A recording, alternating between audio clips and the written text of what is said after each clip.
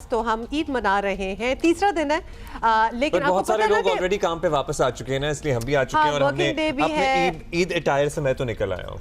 You look nice though. Thank you. This is my third day Eid attire. आपको पता ना हर दिन का एक नया जोड़ा होना जरूरी होता है। और बाय द वे तीसरे दिन भी लोग कुर्बानी कर रहे होते हैं, तो वो 3 दिन तो काम चलता ही रहता है। एनीवे वी थॉट कि हम पता लगा कि आपको भी तीसरे दिन की बारी मिली है। नहीं, मुझे दूसरे कल हो गया था। अच्छा, कल हो गया था। मेरी बारी ही दूसरे दिन। सो पहले घंटे की तरह दूसरे घंटे में भी हमारे बहुत सारे मेहमान हमारा इंतजार कर रहे हैं। कुछ सियासी बातें भी हो रही हैं, ओवरऑल जो खित्ते की सूरत हाल है उस पर भी डिस्कशन चल रही है। फिर ईद तो है ही। पाकिस्तान तहरीक इंसाफ के बानी चेयरमैन इमरान खान साहब की बात करेंगे। एक और ईद इन्होंने अडियाला जेल में गुजारी है।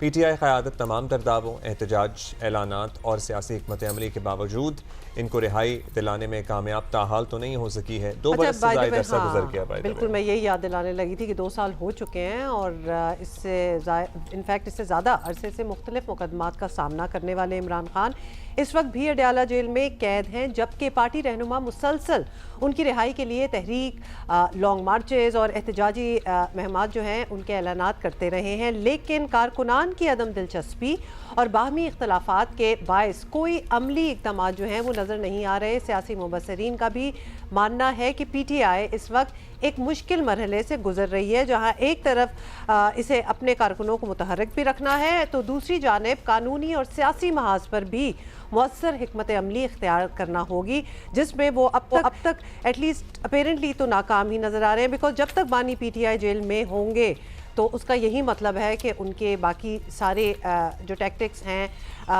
जो कोशिशें हैं, वो रंग नहीं ला रहे। शौकत यूसुफ साहब हमारे साथ मौजूद हैं, मरकजी डिप्टी सेक्रेटरी इंफॉर्मेशन पीटीआई। बहुत शुक्रिया शौकत साहब, ईद मुबारक आपको। और we are glad to know कि आप रूबा सेहत हैं। आप बीमार थे कुछ अरसे पहले और अब माशाल्लाह you have recovered, you are recovering. So सबसे पहले तो आप अपनी सेहत से मुताल्लिक हमें बताइए, हाउ यू फीलिंग नाउ? बिस्मिल्लाहिर्रहमानिर्रहीम। बहुत शुक्रिया, आपको ईद मुबारक हो, पूरी टीम को ईद मुबारक हो, पूरे पाकिस्तान को ईद मुबारक हो। अल्हम्दुलिल्लाह बिल्कुल बेहतर हूँ और जो मरज था उसको तो शिकस्त हो गई है इंशाल्लाह। डॉक्टरों के मुताबिक तो यही है कि मैं बिल्कुल ठीक ठाक हूँ अल्हम्दुलिल्लाह। चलिए अल्हम्दुलिल्लाह, क्योंकि हमारी आपसे बात होती रहती है, लेकिन हमें भी रिसेंटली ही पता चला आपकी तबीयत के हवाले से और हम चाहते थे कि हम आपसे बात करें। वैसे तो बहुत सी बातें हैं, लेकिन ईद का भी मौका है, तो जल्दी से पहले तो हम आपको ईद मुबारक भी कर दें। और ईद के हवाले से क्या कुर्बानी वगैरह जो आपकी रसूमात होती हैं, आज तो तीसरा दिन है, तो वो सब कुछ खैर खैरियत से हो गया? क्योंकि हमारे पास पेशावर से जितने मेहमान आते हैं वो कहते हैं हम खुद ही कुर्बानी करते हैं, गोश्त भी खुद ही बनाते हैं।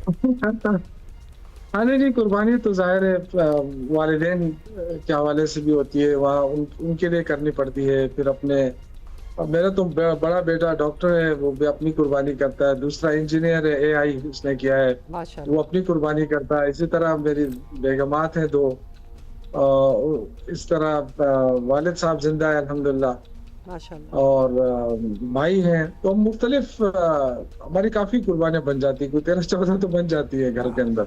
नहीं तो वो आप लोग अच्छा कसाई की खिदमत हासिल करते हैं? क्योंकि बाज़ जगह कल्चरली कसाई वगैरह नहीं, जब इतने कजन्स और इतने भाई माशाल्लाह मिलते हैं तो खुद ही गिरा लेते हैं जानवर, क्या ऐसा है? हाँ, लेकिन वो हमारे जितने भी है ना, वो उनमें से कोई भी ऐसा नहीं होता है कि जो कुर्बानी कर सके। हाँ, ये जरूर है कि छुरी फेरने के लिए मेरे वालिद साहब कहते हैं कि मैं अपनी खुद करता हूँ, तो वो छुरी फेरते हैं, बाकी जो है ना सफाई वगैरह वो फिर कसाईयों के प्रोफेशनल कसाई करते हैं। तो बड़ी मुश्किल से मिलते हैं कसाई, उनको पहले से बुक करना पड़ता है। अब पेशावर में तो बहुत ही इशू होता है, हर जगह ही शौकत साहब बिल्कुल यही हाल है।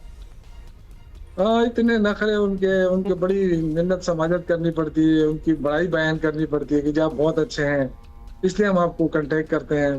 तो बड़ी मुश्किल से आते हैं, फिर मुंह मांगी कीमत वसूल करते हैं, लेकिन बाल मजबूरी होती है लोगों की तरफ। और उनके भी लिए भी तो यही 2-3 दिन होते हैं जब वो प्रोमिनेंस में आते हैं, वरना कौन पूछता है, अदरवाइज रेगुलर डेज हो जाते हैं। अच्छा, अब शौकत साहब जरा सियासी बातों पे भी जो हालात है उसमें तो बहुत सारे लोगों को कसाई बना दिया गया है, जिसको थोड़ा बहुत भी काम आता है वो भी छुरी लेके गलियों में फिरते हैं कि जी हलाला करना है। तो कभी कभार तो एक बकरे के लिए आपको 5-5 घंटे इंतजार करना पड़ता है, क्योंकि वो भी बेचारा इतना ट्रेन नहीं होता है, लेकिन मजबूरी होती है शायद।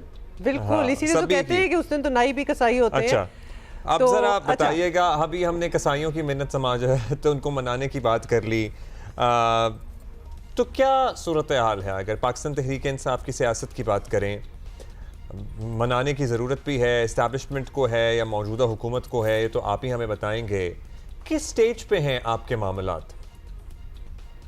देखिए, ये तहरीक इंसाफ के मामलात नहीं है, ये पाकिस्तान के मामलात हैं इस वक्त।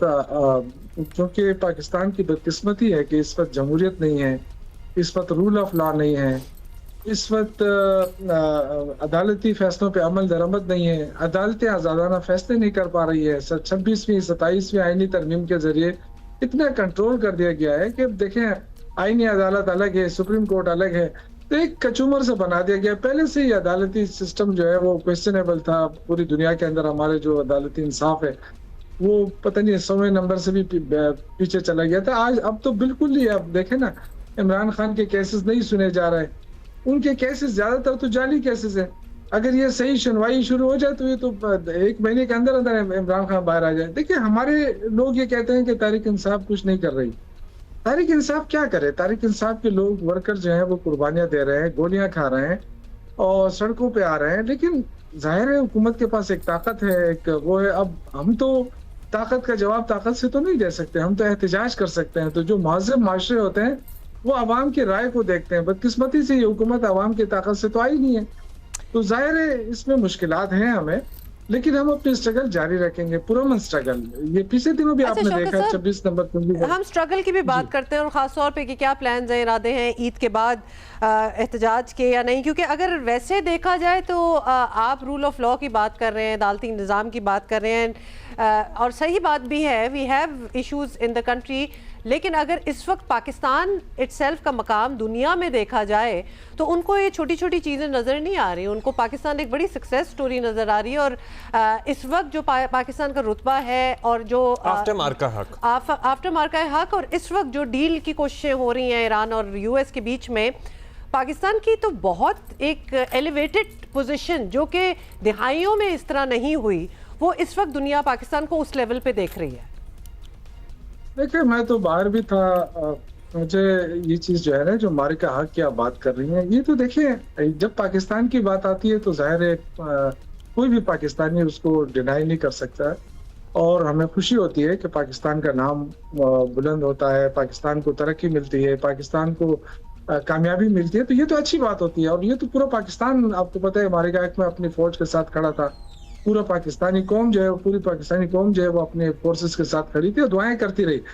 लेकिन ये जो है ना, जो आप खारजा अमूर की बात कर रही है, इसकी कामयाबी से देखें ना, पाकिस्तान को भी तो फायदा होना चाहिए ना। सिर्फ ये नहीं कि शहबाज शरीफ साहब के वाह वाह हो, पाकिस्तानी आवाम को उसका कोई उसका फायदा होना चाहिए, लेकिन वो फायदा आपको नहीं मिल रहा। आप देखें, तेल सबसे ज्यादा महंगा पूरी दुनिया में, पाकिस्तान में तेल सबसे ज्यादा महंगा, बिजली सबसे ज्यादा महंगी, कर्जे सबसे ज्यादा हम ले रहे हैं। 1 लाख अरब से ज्यादा कर्जा पाकिस्तान के ऊपर हो गया है, और ज्यादातर कर्जा जो है वो इस हुकूमत ने लिया है।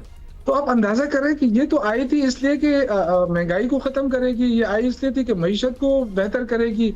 मईशत का आज ये हाल है कि आपके कारखाने बंद हो रहे हैं, 150 से ज्यादा कारखाने बंद हो गए हैं पंजाब में, 1 लाख से ज्यादा लोग बेरोजगार हो गए हैं, एक्सपोर्ट आपकी तकरीबन गिर गई है, आपका तिजारती खसारा बढ़ गया है।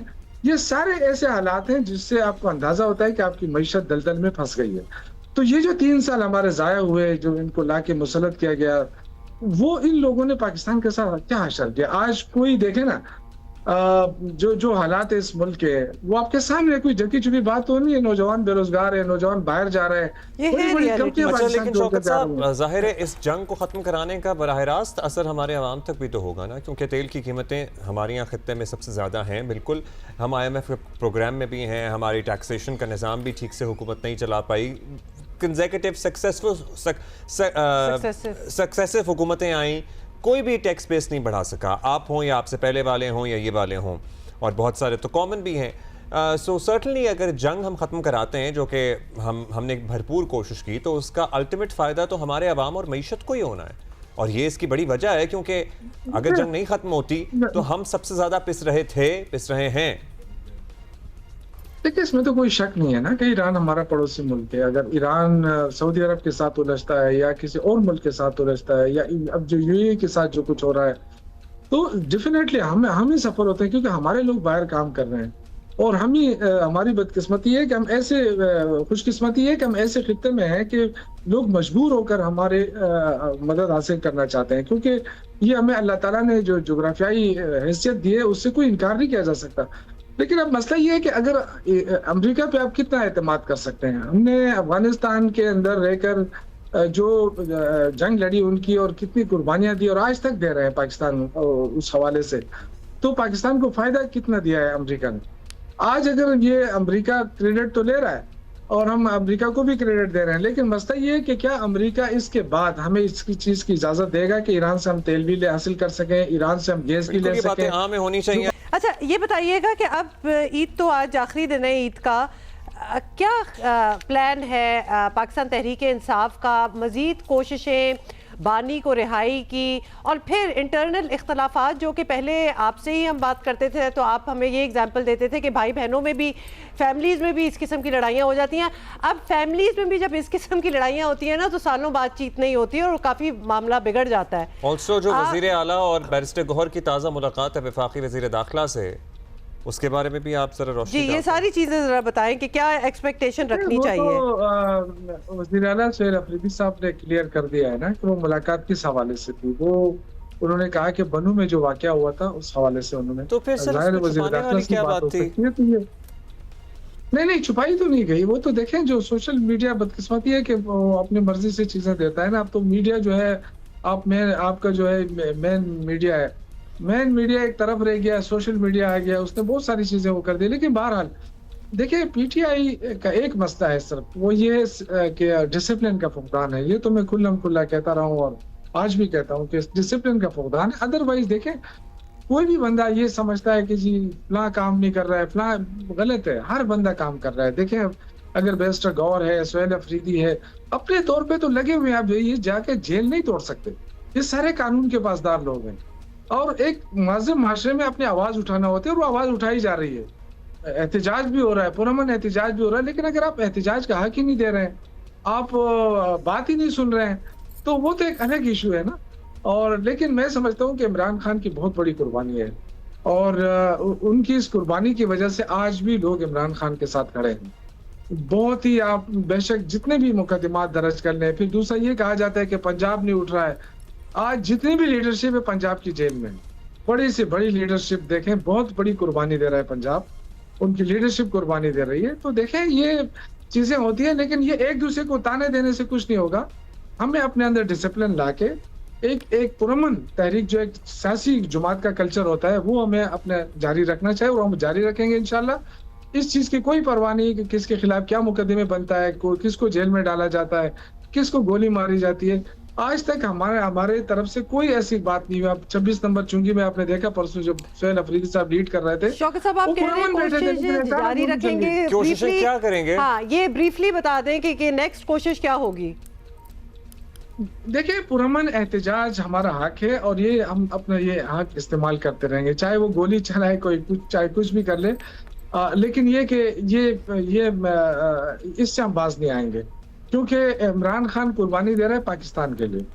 ये लोग जो आए, इन्होंने पाकिस्तान का जो हशर कर दिया। हम तो दुआ ही कर सकते हैं कि अल्लाह ताला पाकिस्तान की हिफाजत करे और अल्लाह ताला, ये शुक्र है कि हमारी दिफा हमारा मजबूत है। ये अल्हम्दुलिल्लाह, पाकिस्तान का कोई भी हुकूमत हो, दिफा मजबूत हो, लेकिन मईशत को मजबूत होना भी बहुत लाजमी है और वो डिपेंड करता है हुकूमत की पॉलिसियों के ऊपर। अगर हम इसी तरह खुश होते रहे कि अमेरिका में ये कहिए, अमेरिका पहले भी हमें बड़ी थपथपियां दे चुका है। असल चीज ये है कि इस वक्त आपने लेना क्या है। पूरी दुनिया ही पाकिस्तान के किरदार की सताइश कर रही है। पूरी दुनिया तपतपी दे, लेकिन हमें अपने पॉलिसी से नहीं हटना चाहिए। जो पाकिस्तान को फायदा दे रहा है उस पर हमें आना चाहिए। हमें सिर्फ अपनी तपतपियां नहीं लेनी चाहिए पाकिस्तान के लिए। पाकिस्तान के ऊपर कर्जे बढ़ रहे हैं, क्या कोई कर्जा हमसे कम हो सकता है? क्या हमारे जो रास्ते से जो रुकावटें हैं मईशत की बेहतरी के लिए, वो दूर हो सकती हैं? ये बहुत सारी चीजें हैं। आप देख रहे हैं कि थोड़ा सा हुआ आपका कहने का मतलब है। बहुत उम्मीद भी शुक्रिया। है, but it needs to be worked upon। बहुत शुक्रिया। शौकत साहब, एंड ईद मुबारक to you and your family once again.